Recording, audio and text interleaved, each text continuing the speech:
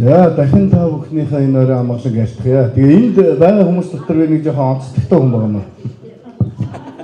Яагаад гэвэл миний эцэг цэгмэдийн одонхуу гэдэг хүн Увс аймгийн Сагил сумын харгийн уугуулган байгаа. Тэгээд одоо манай аав сайд нарын зөвлөлийн тогтоолоор 1979 онд одоо энэ ховдын багшин дэдэг байгууллагад томилогдож ирсэн 13 хүний нэг нь байна. Тэгэд ирсэн энэ сургуулийг байгуулсан эрдэмтэн тэр Увсын Сагил сумын одоо тэр оюуны потенциалыг энд өвлүүлж авчирч баруун аймаг Монгол улсад түгээсэн тэр хүний үр садны энэ нутагт мэндэлсэн өрн байгаа. Тэгээ уг нь бол одоо ховдих гэж ярмаар боловч яг ухаан сууж байх одоо нэг 5 6 дугаар ангид байх үед минь аав минь чи Увсын Сагилын хүн гэдэг ганц л үг хэлж ирсэн. Тэрнээс хойш өнөөдрийн хүртэл би одоо сургуультай сурч байх хугацаанд оюутан байх хугацаанд Увсын Сагилах гэдэг нэрийг өөрөө аавынхаа итгэлийг дааж авч байгаа. Тэгээд та бүхэн Увсын одоо энэ уул усны сайхан нутгийн энэ Увсын хүмүүсийн хүүхдүүд нь яг бардам бие увсах гэж хэлж чадж гэнэ үү гэдэг асуултыг би асуумаар байна. Яагаад гэвэл би миний эцэг тэгж хэлсэн учраас миний соёолч хэлсэн тархинд хэлсэн тэр өнөөдөр хүртэл байгаа учраас би увсах гэж бардам хэлж хараа дээгүүр цээж төхөр явдаг. Би өөрөө 3 сайхан хүүтэй бас нэг охинтой хүн миний хүүхдүүд бүгдээрээ бид нэр Увсыг Сагилах гэж ярьдаг.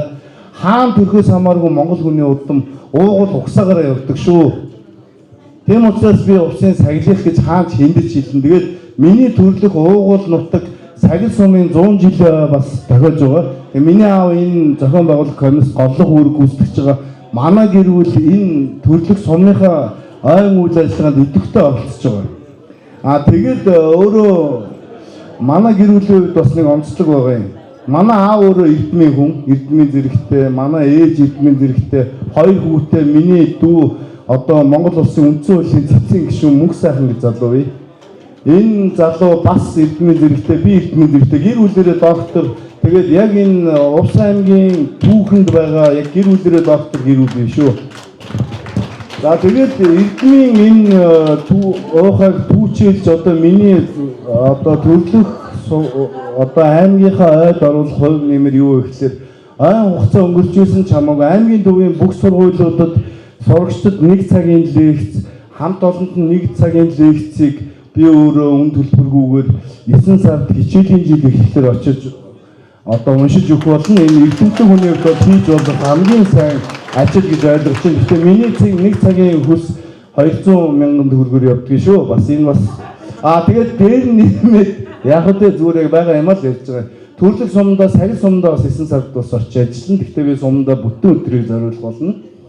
За тэгээд дээрэс нь одоо энэ манай ховдод ажиллаж байгаа Увс нутгийн гаралтай, Увс нутгийн энэ сайхан хүмүүсийнхаа өгж байгаа хэмжээний хандийг бас өргөнөө. Тэгээд нутаг минь улам дээшил дэвжиж явах болтоор гэхдээ энэний нэг үнц нь юм үлдээсэ гэж бодож байна. Ар хангаагаа хийхдээ ар комплекс гэдэг юм аваад үлдсэн шүү. Тэгээд нутгийн Иргэдийн урлын дарга, засаг дарга 2 зүгээр нэг бизнес санаа шүү.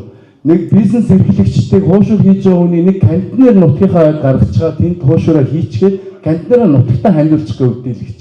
Нэг хувцас зарж байгаа хүнээ кантинер авчих, кантинерда юмаа хийчих, тэрийг нутагтаа хандуулчих гээд увсаараа хяргас юм уу, увс нуурынхаа хөвөнд нэг нутгаараа цуглараад нэг яг Увсын брэнд болсон ямар нэгэн үйл ажиллагаа тойроо суух нэг юм үлдээсэ гэж хүсэж шүү.